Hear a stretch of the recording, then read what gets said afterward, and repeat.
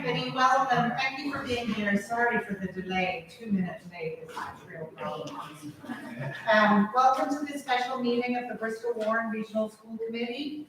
It is Monday, May 15th, and it is just after 7. Please stand and join me in the Pledge of Allegiance. I pledge allegiance to the flag of the United States of America and to the republic for which it stands, one nation, under God, indivisible, with liberty and justice for all.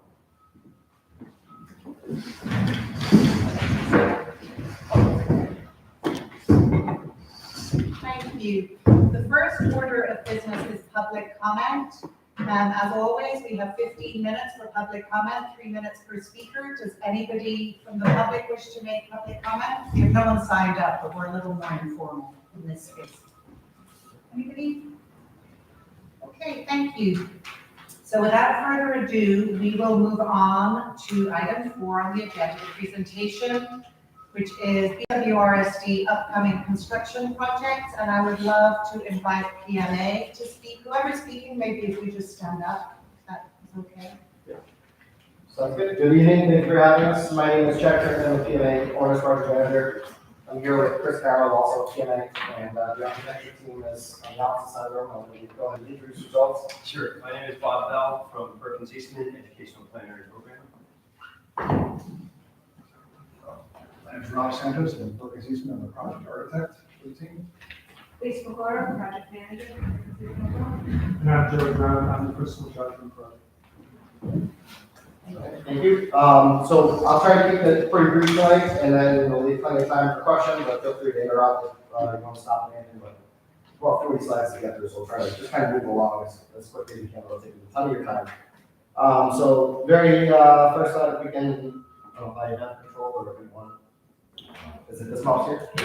Yeah. This Oh, here? right here? Nope, it's fine. How about that control? No, because it's a PDF, so he's gonna have to scroll. Okay, this works. Yeah. So PMA and Perkins, we do have a working relationship together. We have 4 very successful recent projects. Yarmouth, Easton, Essex Aggie is a little bit older, and then Boston Arts Academy. So teams know each other very well. We've worked together many, many times. Looking forward to working with that team again. Very quickly, the RIDE process overview, just to bring everyone up to speed. So the RIDE Stage 1 application went in earlier this year.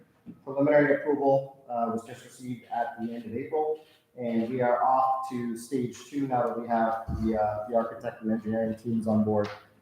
Stage 2 is going to happen very fast. There's a lot that needs to happen. We need to identify the preferred solution, develop that preferred solution in order to get really a schedule and scope. Just gonna try to make it a little bigger, but I think there's no mouse. You try it? Yeah. Oh, just because the words are very small. There we go.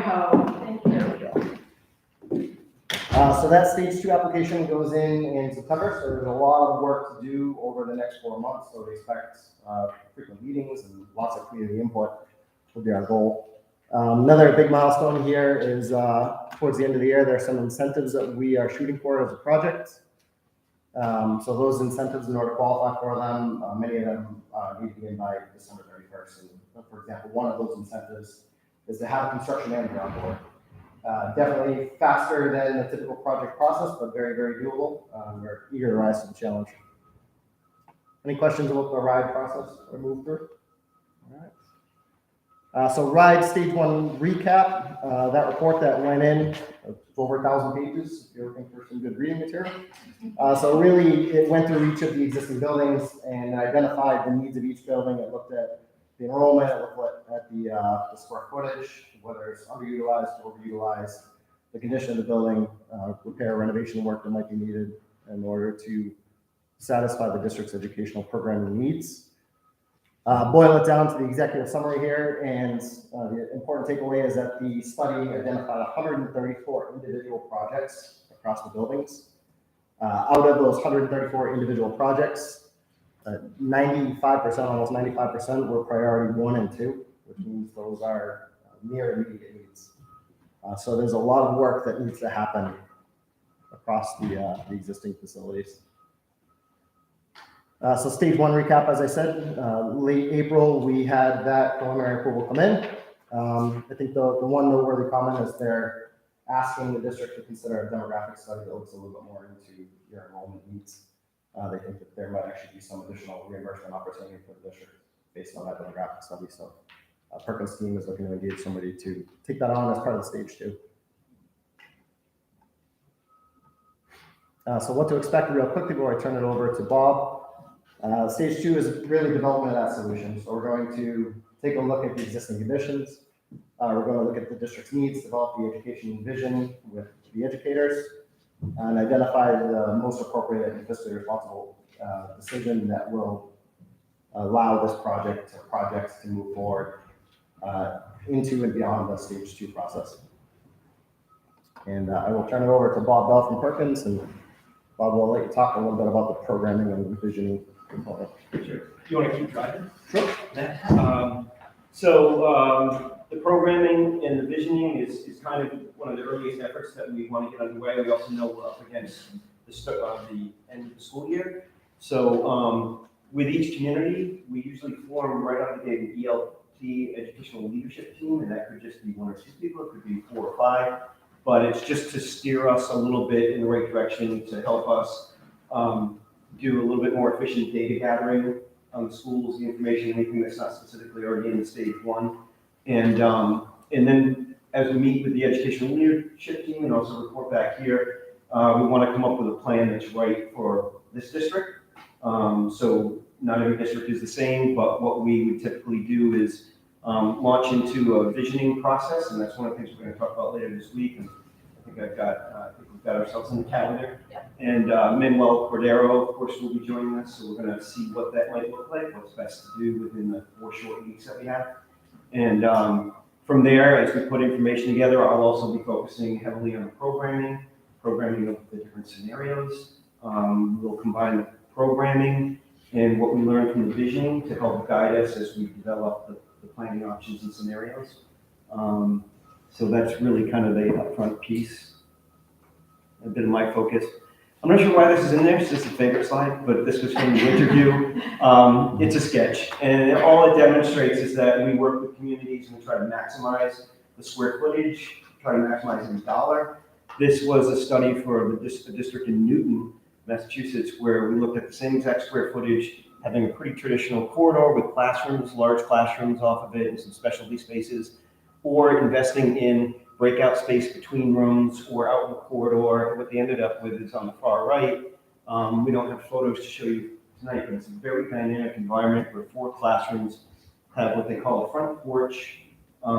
It's a breakout area. They use it all the time. There's good visibility out into the corridor. Students do independent work. Students can get informal one-on-one tutoring. I can go on and on. It's just a demonstration of the types of things that we can do and that we'll bring to the group. So preview of stage two, and what this is showing is really the educational vision is driving your programming needs, and that's going to play a lot into whether it makes sense to repair, renovate, or new build. Yeah, I did see a lot in the preliminary studies about breakout space. So I'm going to turn it over to Rob. So this is kind of these following slides I'm going to show you exactly what we might be looking at in terms of design approach to one of your facilities. Now, this is just Mount Hope High School, what you're seeing here, and that's what we looked at in terms of the, our presentation initially. So we started with can you go to the next slide, please? We started with a look at the site and the challenges and opportunities that are afforded by the site. One of them is that we have the Silver Creek running through the site. We have watershed and wetlands issues here.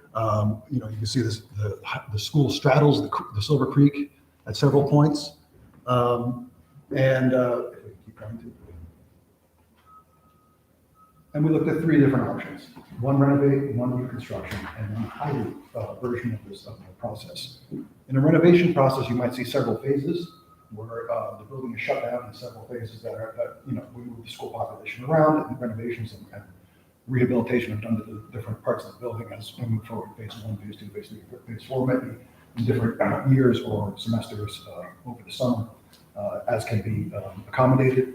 But this would be a way that we could take an old building And we could actually apply new insulation, new HVAC systems, and try to work with that Silver Creek and the watershed and see if there's possible work around that. In this particular iteration, it's a new construction iteration where that old building goes away and a new building is constructed outside of the watershed area, outside of the wetlands, still utilizing the views, still utilizing the site to the maximum capacity. We might have to relocate a field in this particular option, reconstructing to the southeast, and continue. We can really get the best possible learning environment with this new construction, obviously. The most efficient, most sustainable building technology we could apply to it. The best spaces, the spaces that you need for your students could really be achieved in this particular format of construction. Everything from purpose-built, safe and secure, and you know, this would be on the site. The question arises, should there be a new site? You know, that's to be looked at, I guess, in the study. And you can see this is just, this building that we're showing is just a representation of what it might be. The final form will actually come from a discussion with the educators in the town. But this shows a very efficient layout where academics are sited to one side of the main central highway.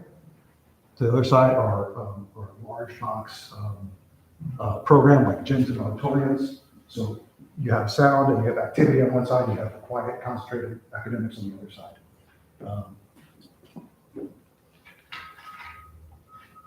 And this is just another view. And then there's also a hybrid solution, which is kind of interesting because it retains some of those big box spaces, like the auditorium and the gymnasium, that are, you know, we can pull out the interiors, we can renovate those spaces much more easily. And they're effective spaces in the way they are already constructed, and move the academic wings around to the side, kind of getting them out of the problematic areas with the wetlands, you know? And this is a way that we might be able to kind of cut back a little bit on square footage of the new construction and still achieve those high performance goals and educational goals that we're looking to get. And that's just another view. And again, you're seeing the way that's broken up. It actually ends up being a very similar layout to the new construction with the gym and the auditorium on one side and the academics on the other.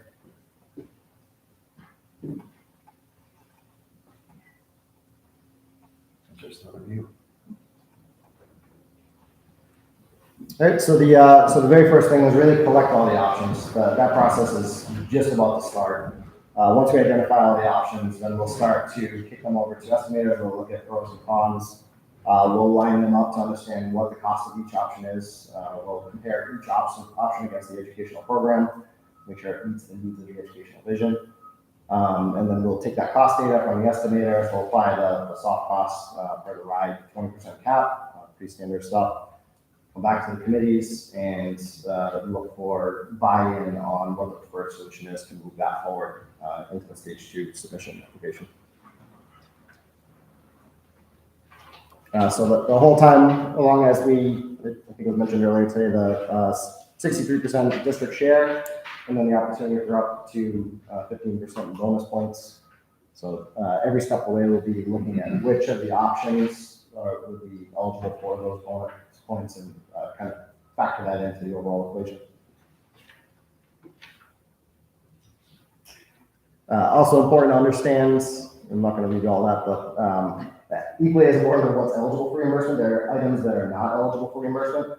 So if it's not eligible for reimbursement, it falls on 100% of the district. It does not get reimbursed at 63 or 78% of the final number ends up being. So it's important to understand those costs up front because that can also influence your decision on which is your preferred solution. Budget development is per the RIDE format here. The project budget format is on the right. Very simple. It's construction. Construction drives everything. The rest of the costs are multipliers, percentages of construction costs. It's typically what we see in the industry. FF&E and IT, there's a per student allowance under the RIDE program. Project contingencies will be based on what the preferred solution is. If it's a repair or renovation, like a little bit higher contingency. If it's new construction, there's generally less risk, a little bit lower contingency.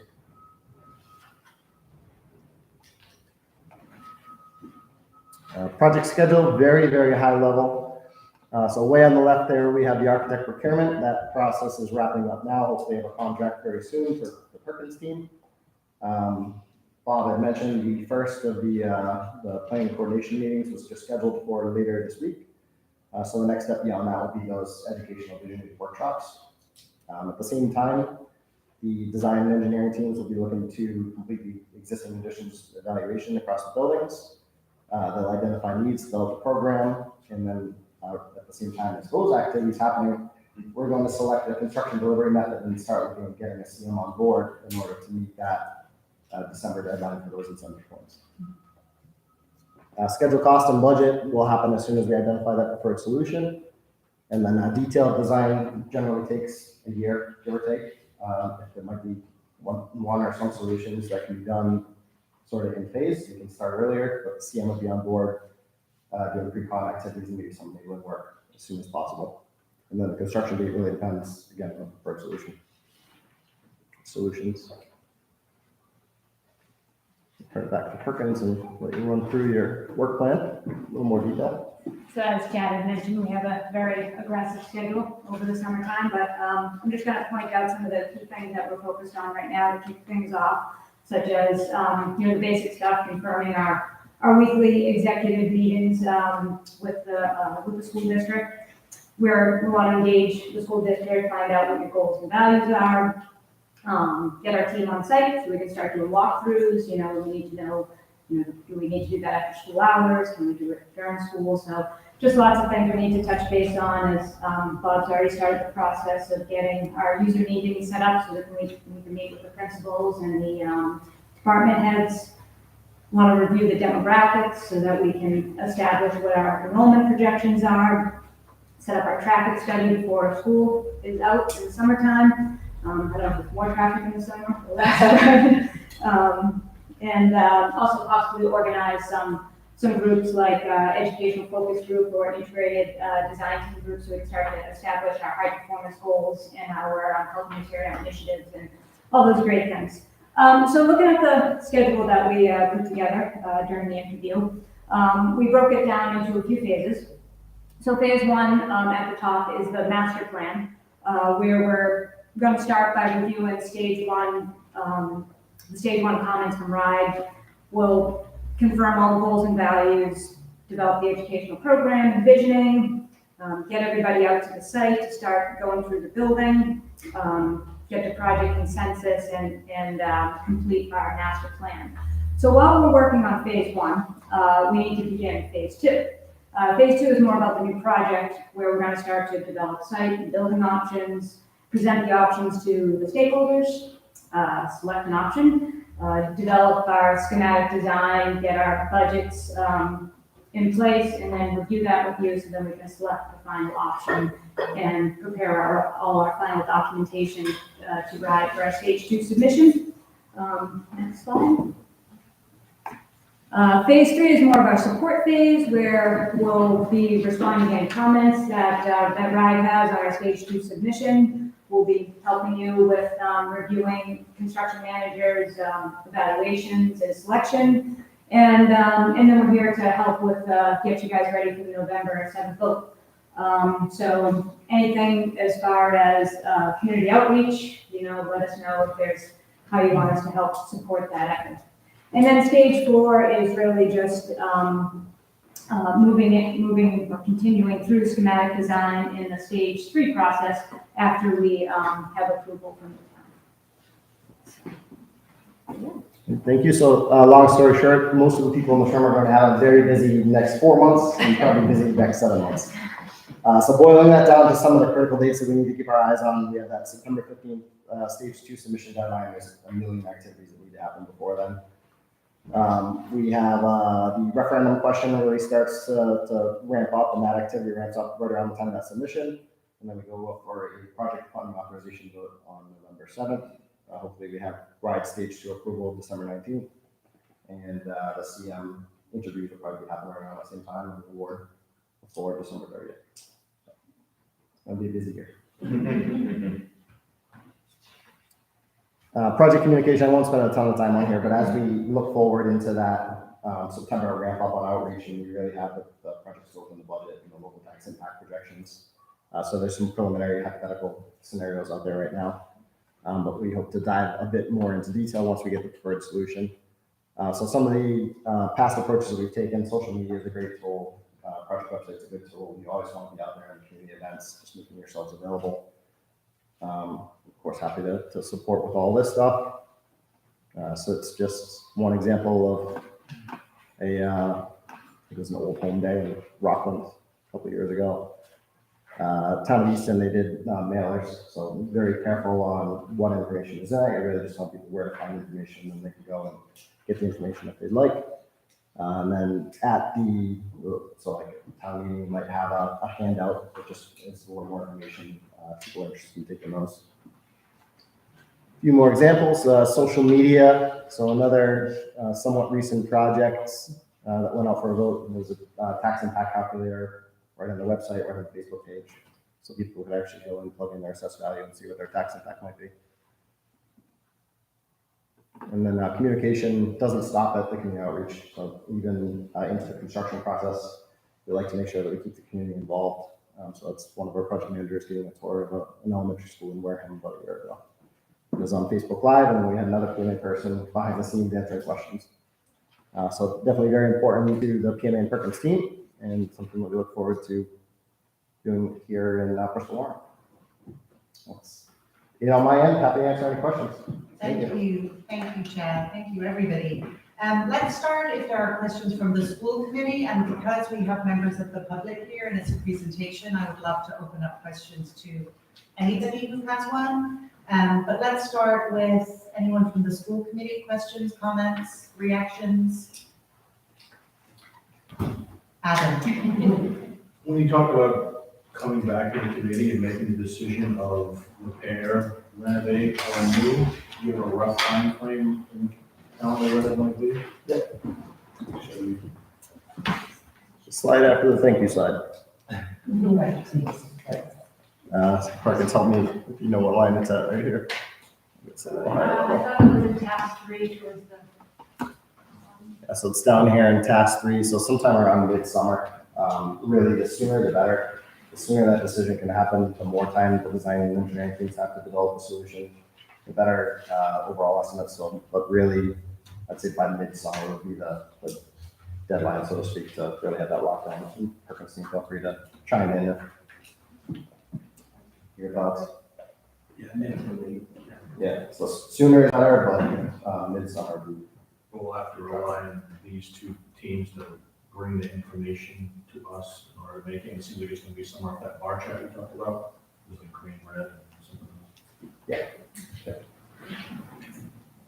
Thank you, Karen. Hi, I was just wondering, has your team been on such a quick schedule in the past? We have, yes, yeah, we have. So there's definitely challenges to an aggressive schedule. I think it's just you have to be 5 steps ahead of even yourself. You have to know what's coming online, and in this case, we'll need to multitask. There's going to be a lot of balls in the air between the project management, the owner's team, and the design teams. So it's achievable. It's happened before under the RIDE program. We know it can be done, and we're ready to do whatever it takes. Thank you. Anyone else? Anyone from the public have a question or a comment or? Yeah, please just say your name. Alan Bird. In the beginning of the presentation, you talked about, I forget about 150 tasks, whatever, 90 was considered priority. What determined priority versus not priority? So I It can. was like in one of the first slides. Yep, I know which one you're talking about. So scroll's pretty fast. Yeah, I didn't spend a lot of time on it. So It's the stage one, I think the first thing is the health and city clear. yeah. So the RIDE priorities 1 through 5 are here, and then the report actually identified into high priority, important, deferrable. Yep. It's like warm, safe drive as a top priority. If the roof is leaking, the windows are pumping water in, if there's an unsafe mechanical condition, that would be highest priority. Something that deferrable might be something like, I don't know, repointing brick. It's not leaking, but it's probably going to leak at some point in the near future. That might be a priority for. definitely somewhat subjective. So that report was done by Colliers and Jacobs, so we're at the mercy of what their subjective opinions were, but that's where they landed, and then RIDE reviewed that, and they supported that assessment. Thank you. Thank you. Anybody else? Yes, go ahead. Good evening, my name is Linda Aruda, and I've been involved in education for a long time, never in the district. But my children have been schooled here. One of the things that I must admit that I have not been a good follower of how much work has already been done. I take responsibility for that. However, is there already a decision of rehab versus new? No, No, there's not. So you saw the three versions, it could be a renovation, a new, or a hybrid of bringing Correct. forward. And my next question deals with, I think, which is, from my perspective, a monumental task of course, going through General Assembly, getting approval for the vote on the referendum, blah, blah, blah, I get that. I don't think blah, blah, blah, that takes. Is marketing and selling it to the community. I think that is, from my perspective, having lived here not quite 60 years, that's big. But, and here's my last comment, I just think it's a really monumental task. I applaud you for even thinking of this. For all of the floods that have gone through the Chestnut Street arc for years. I don't know how. I really would need to see your marketing team and how you're going to get this into your community. I think all of your tech stuff is great. But boy, I went to hear Ira Magazine last Friday night, and you're on the right track because you're really responding to something that has to be here for the next 65 years. But I'm now you're going to be sick of seeing me. Because now I'm interested for knowing that I have my own opinion about what I think you should do.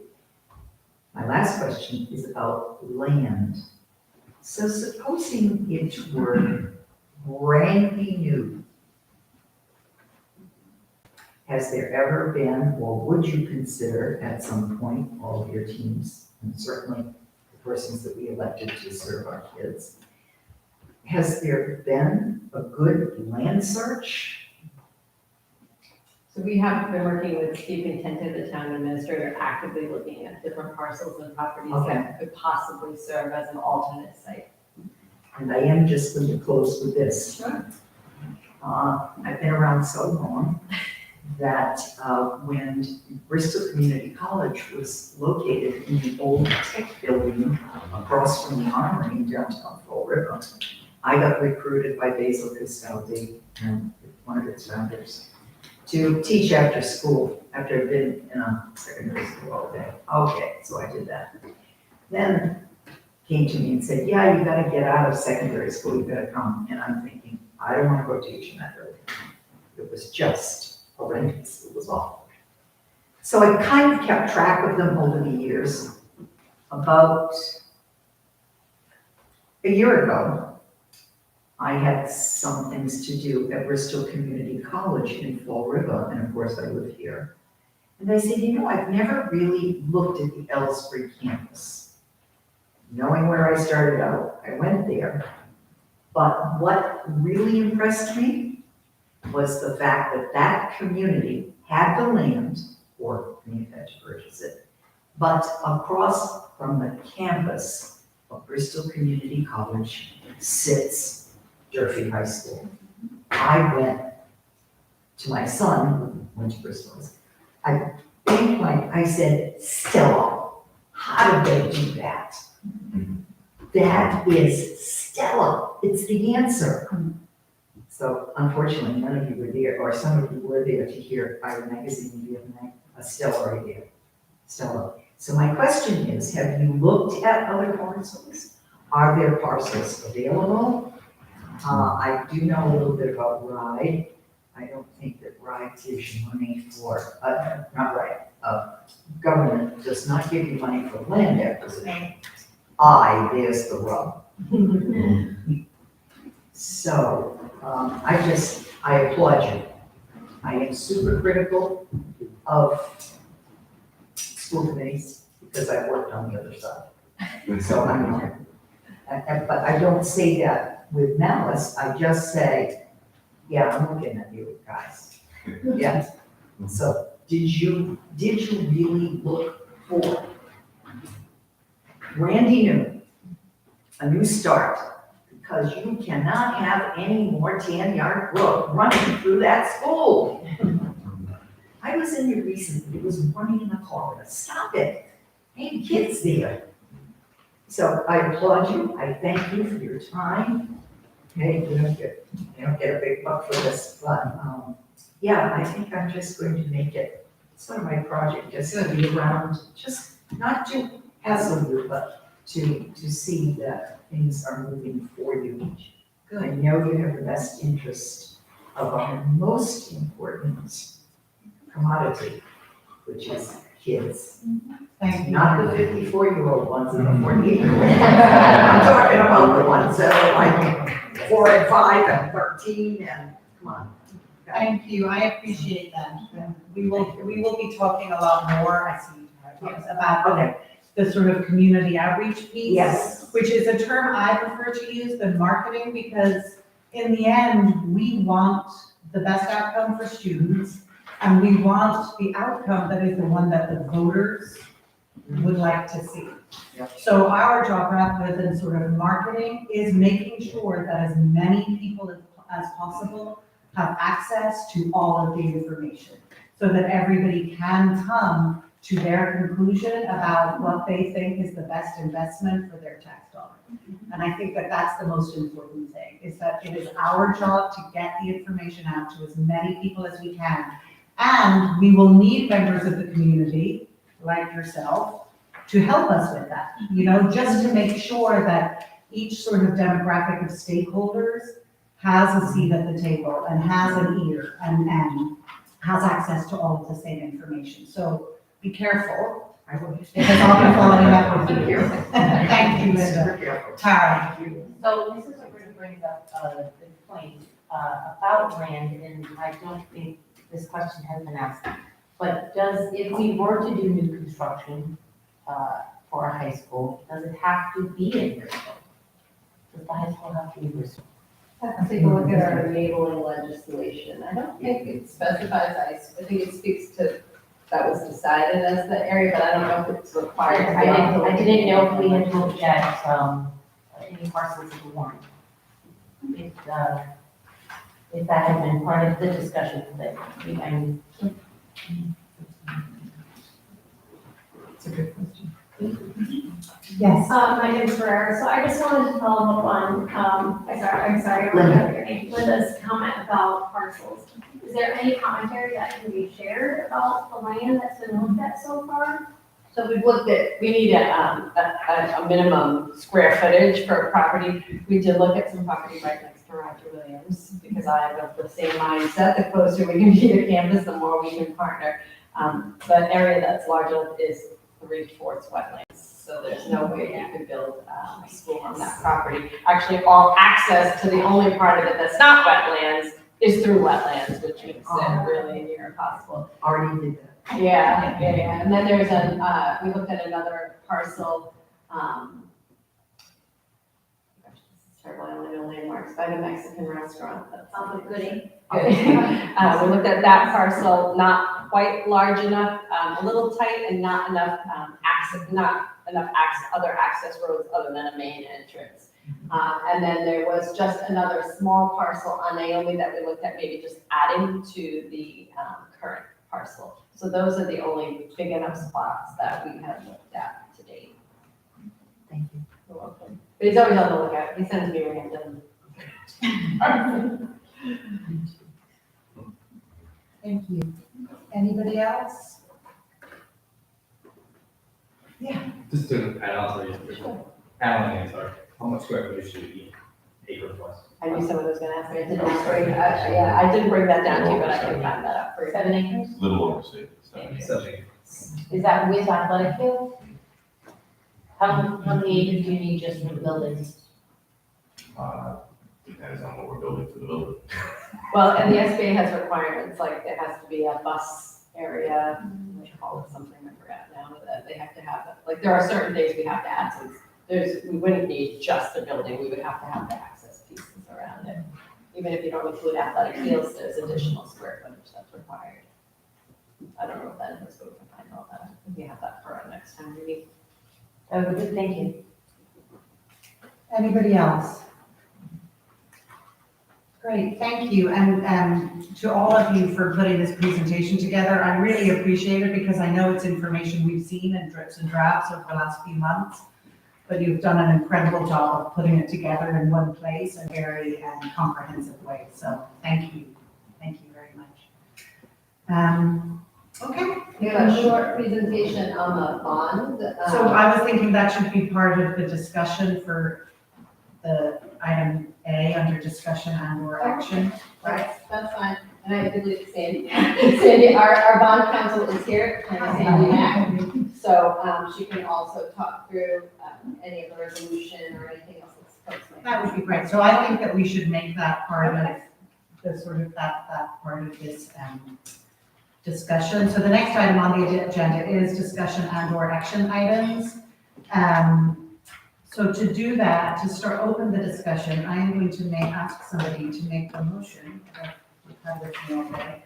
I'm going to ask somebody to make a motion to authorize the preparation of legislation by Mack Law Associates LLC Bond Council, pursuant to which the Bristol Warren Regional School District would be authorized to borrow up to $200 million in bonds and notes in anticipation thereof to finance the construction of a new Mounthope High School to be located in Bristol, Rhode Island, or a major renovation, and renovations to the following existing district schools: Kickamuit Middle School, Colt Andrews Elementary School, Gutierrez Elementary School, Hugh Cole Elementary School, and Rockwell Elementary School, and that the legislation be introduced as soon as possible into the current session of the General Assembly for passage. Can I have a motion? I would be honored to make that motion. Second. Thank you. So as part of the discussion around this motion, I think that's where it would make sense if everybody got in their packet and the information, the different scenarios for the school bonds.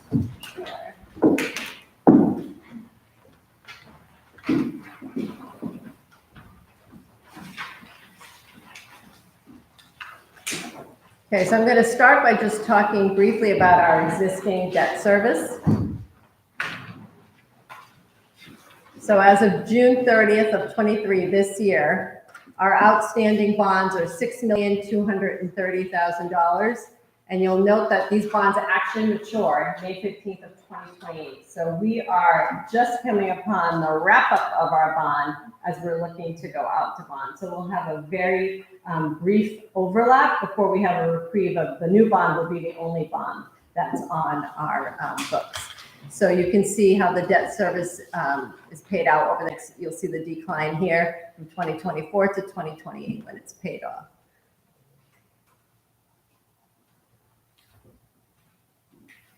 And then we had our bond agent propose two scenarios for a $200 million bond. And the first one would be if we received only our bare minimum 63% reimbursement. So you can see that our total aid is $209 million, and someone did ask me the very smart question of why is it $209 million? Because we received 63% reimbursement on our total borrowed plus interest. So in essence, what we get in return is $209 million. They also have some pay-go funds that you get upfront, and it's based on a formula. So regardless if we have a 63% reimbursement or the other scenario I'll show you, we are eligible for a grant and pay-go amount of $26,800,000. You don't have to pay that back. You get that right up front, and that allows you to start paying your costs before your bond is written for. And you'll see there are some separate numbers here. So, and I'm sorry, our bond agent is on vacation this week. I got them confused with Attorney Mac. She's on vacation next to me, but our bond agent was on vacation. So we walked through this together. He said these three, 2024, 2025, and 6 are estimates based on his experience with this kind of work. And those would be anticipation notes that we would take out in advance of taking out our full loan to pay for the work as we're going through the work. And then we would take out the bond in 2027. So if you remember, I said our other bond goes out in 2028. So our biggest number in payback here on the right is in 2028, where we have the overlap of both bonds, and then our bond debt will begin to decrease. So this is at 63%. So you can see in the end, our final cost, I'm sorry, I don't know why this thing is moving around on me, would be the bond amount we would actually take out is the 173 million because of our pay-go amount, and then this would be our payback. And I'm going the wrong way. State aid and our net debt service is what's on the right. This is what we would pay. And then if we are eligible for the 15% in bonus points, which I did invite for Wednesday school committee and the SBA to also attend. Looking at just our overview in our stage 1, there's a lot of confidence in that we could attain those 15% in extra points. And so you can see that greatly diminishes even our total net that's paid by the community. So versus 4 million, 4.6 throughout our debt, we would be paying 3.1, a significant difference if we're eligible, which is also why we're in this crunch time frame. If you looked at that, part of the reason that we're going for stage 2 this September 15th is all of those bonuses are set to expire at the end of the school year.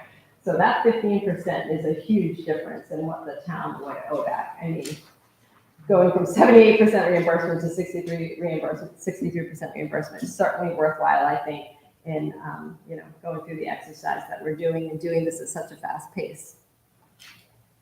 Our bond agent did also provide some tax rate impact information for us, but just based on both scenarios and for both towns. So if we were to take out a $200 million bond at 63% in Bristol, and then you see Warren on the opposite side, or 78% reimbursement, what would be the max annual net debt service by town? So you can see here that it would be the township for Bristol would be 2.8 million if we were at 63% versus 1.9 if we were at 78%. And for Warren, it would be 1.7 versus 1.1. So significant impact for both communities, and definitely worth trying to earn those bonuses. And then you can see the estimated tax impact based on 1,000. And what he did say to me is this changes annually, so these numbers will crunch closer together as we get closer to taking out our bond in FY27. We'll have 3 years of budget increases, which will close the gap between the estimated tax rate increase and what it is currently today. So this 6.85 and 4.6 would be if we were doing that right now, but with 3 years, he said those percents will shrink. So he didn't want you to get stuck on those percent numbers. Those are about 4%. Yes, but they won't be by the time we crunch down to 3 years from now. And then, I mean, these are all estimates. As you saw, some of the work that we can do when we finally get to selection and we know what our bond will be, we can have a tax calculator. We can put things up so folks can look directly at what their impact would be. And then the final thing I want to remind you is that these are all estimates, and that what you're voting on tonight is not to go out to bond, but what we're voting on tonight is that if we were to bond, we are setting a cap on what that bond would be, that we're not going to exceed $200 million in a bond number. So just for the public, And for the members who are here, just so everyone knows, we're not voting on the bond tonight, we're just voting on a cap that not to exceed. Right, Sandy, did I miss anything? You are a great student. Thank you. So these are the maximum numbers it could possibly be if this motion passes. Thank you. Is there anything else? Quite a bit, actually. Do you want me to walk through the legislation next, or how do you want to proceed? I can do one of. Yeah, I think just more about the sort of timeline as to the next few steps in terms of the legislation and the Board of Elections and so that everybody's on the same page. So, this is my third or fourth project with Ryan New Schools. So I may have a little bit more information that I can share with you. Many schools are trying to get the added 5, 10, 15%. And there's currently legislation, word on the street, for whatever it's worth, is that they're going to extend beyond June 30, which is terrific, but you know your application has to be in for July 15th. In any event, the crunch is real. We do have to get this in, into the General Assembly and get our legislators working on it, because if you don't have this, you're not going to get any of the reimbursement, so it's absolutely time sensitive. The second thing I wanted to answer, even though I've been doing your bond work, these are all new faces, so it's great to see the changeover, but I have been practicing, I'm from Bristol, I'm part of this educational system. I used to be in the annex right there when it was there. I've actually done all your bond issues, from the elementary school to the Kick-Newick to the Q Cole, and been part of a lot of the conversation that Linda was referencing about the communities and the communities, right, both member towns. And I think one of the things that I've tried to do in this legislation, and specifically the vote, is to identify the breadth of this program. It's not just one school, it's renovations to existing schools. And so there are needs and there are bonus points for making a school safer, name one, to eliminating crowding classrooms, to name another. And I'm sure your committees know all this, but when we draft legislation, we draft it with maximum flexibility. So not only is the cap not to exceed $200 million, the components of it are very flexible. We're not saying it's for a new school. We're not saying it's for a renovated school. We're not saying it's all for one and nothing for the other. What we're saying is we need the member towns to approve this, and then we're going to come back in another resolution when it actually comes time for borrowing. And that is so important because a lot of people get nervous when they say, what's this $200 million going to be spent for? The answer is wait and see. Right now, we need to get the passage, and then we'll get the reimbursement. Hopefully, there'll be a little bit more time as a result of some of the extensions that the legislature is thinking about. Somebody asked a question about whether or not the school has to be in the district, and the answer is absolutely. One of the things that I do when I prepare legislation, my Bible is your enabling legislation. But for the fact that I was moving too fast and I was reading an enabling legislation of another client, I said, oh, okay, that's 5 times. No, we haven't amended it yet. Oh, okay, read the right legislation. The enabling legislation provides that you must have a district, any school within the district. It has to be no less than 5 acres, no more than 30 acres. So just by way of reference. Again, some of us read the enabling legislation. So the vote before you, you also know that your enabling legislation provides that the school committee and the joint finance committee that votes on this, and so that there's no difference in the vote, I prepared something a little unique, which is the same vote going to both committees. That way, you both attest to it, and there's no difference in wording, and we worry as lawyers, especially bond lawyers, we worry very much about difference in wording. So if there's a question as to why I did that, that's the reason. I want everybody on the same playing field. The other thing about this legislation is, let me first go into it. So what you're doing today is, it's already been explored, is that you're just allowing the legislation to be introduced. You're voting for it.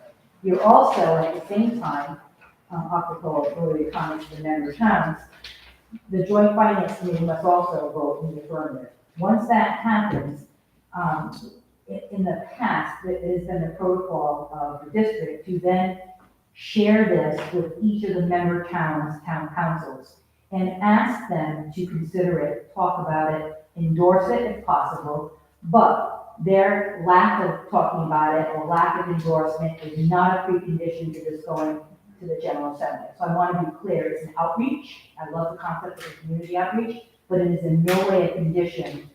You control your legislation and you're a separate body. And so I just wanted to point that out as well. So that's the resolution.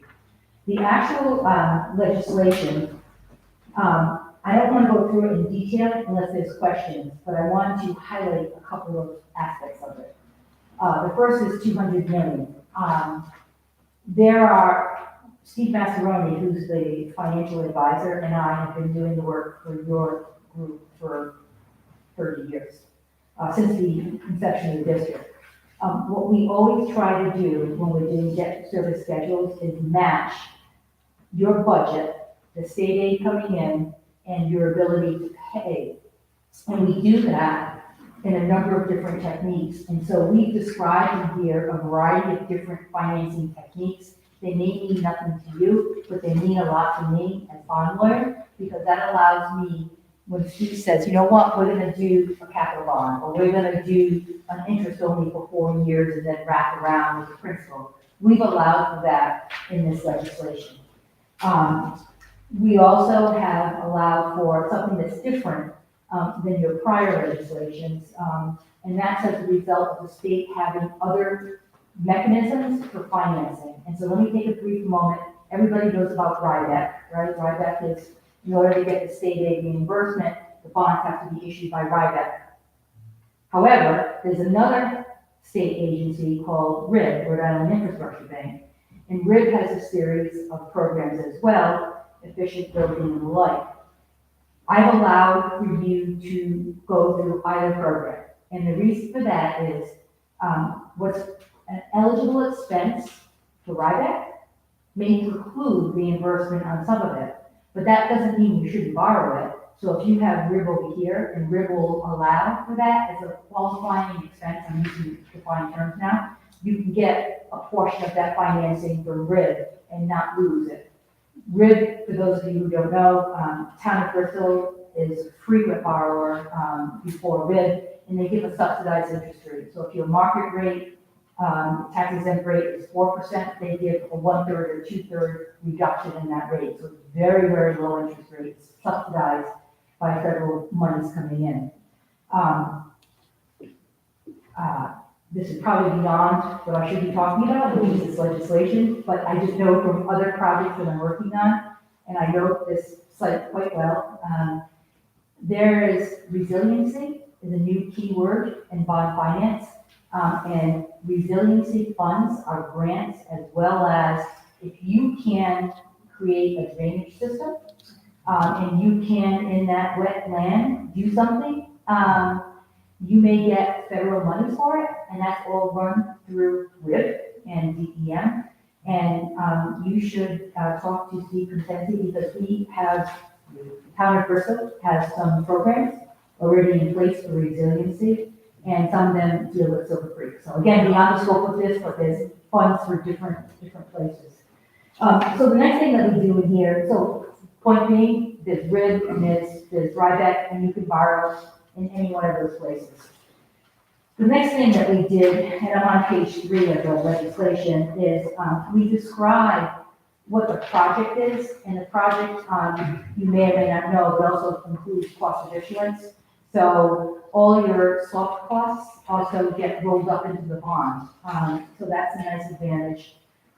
We also, if you do a series of notes, and you have interest on those notes, those get rolled up in the bond as well.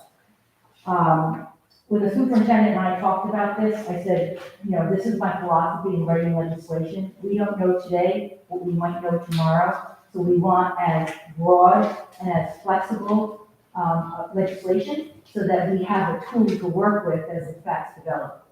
So with that in mind, the rest of the legislation is doing just that. It allows you to have state grant funds. It allows you to use those funds and then get reimbursed. It allows you to issue one or more bonds, again, these different frameworks, bands, common participation notes. You have to spend it for the purposes that are in here, because you can't go off doing something else. Because I can't give you an opinion on that. Also, people always ask this question, this has been a long time, and I don't think anyone will take over was here for the last bonds we issued. People often ask me, well, how do we enforce this? I mean, we go out, we issue bonds, we don't have money coming into the district to pay it. And so the answer is it's part of your enabling legislation, but it's also reaffirmed in here. And what it says is that when you come up, whoever the treasurer is, and you come up with your allocation between the member towns, that gets assessed, and the member towns have to add that to that tax levy. And if they don't, this legislation, as well as your enabling legislation, gives you the ability to cause that tax levy of Warren and Bristol. So, and the reason why that's in there is that there'll be somebody buying these bonds, and they want to know, because you don't have the power to tax, that Bristol and Warren has the power to tax, and they are required to do so once this is approved by the voters. So, an important, just sort of something to know.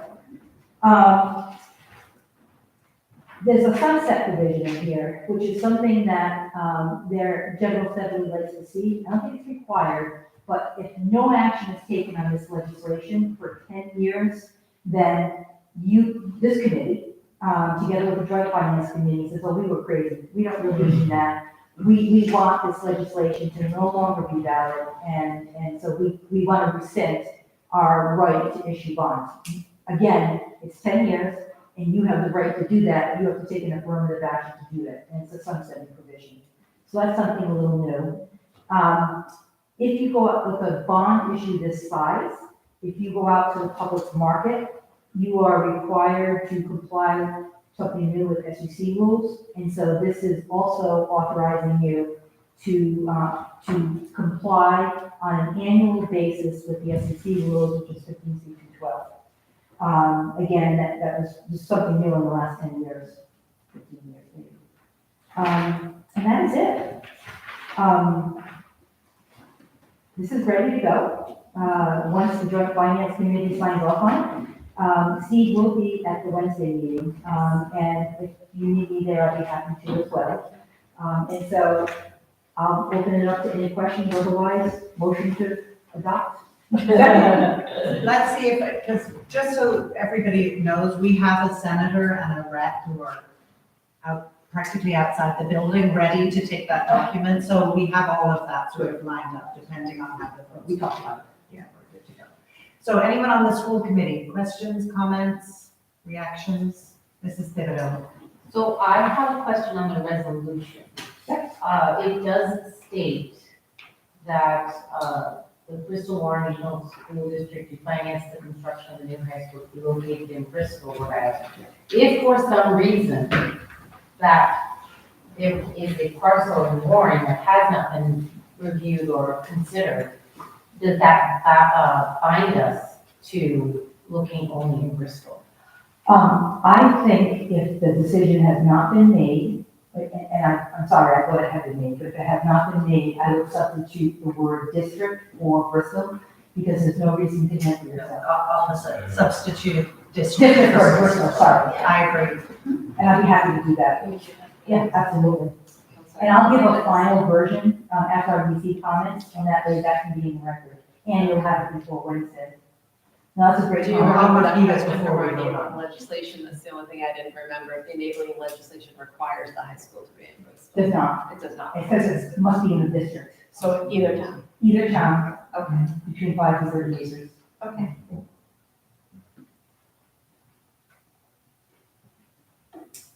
Any other questions? And then we'll have to do an amended motion, but any other questions or comments from anybody? Okay, great. So let's take a vote on the amended motion to authorize the preparation of, well, first of all, somebody needs to make this amended motion. to authorize the preparation of legislation by Macro Associates LLC Bond Council pursuant to which the Bristol Warren Regional School District would be authorized to borrow up to 200 million in bonds and notes in anticipation thereof to finance the construction of a new Mount Hope High School to be located in the district or a major renovation, and renovations to the following existing district schools. And So then moved. they're all listed.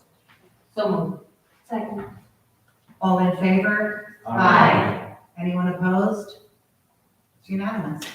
Great, so we will pass the resolution, the legislation, and to the JFC, and after that, we'll be ready to. And I just want to just add, in addition to changing Bristol, Rhode Island to the district, I'd also like, just for clarity's sake, to say a new or renovated high school, again, to follow, the decision has not been made that it's new or renovated, so I'm going to ask that that be made as well. And I will also follow it in the legislation. Perfect.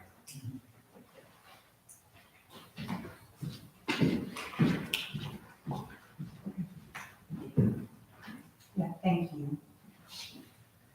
So seeing no other business, can I have a motion to adjourn? Second. All in favor? Aye. Thank you, everybody. This was great. I so appreciate everybody's time and input. We'll have an encore Wednesday at 7 at the high school in the cafeteria. So if we'll not, that's like, that would be. Yeah, we'll have to.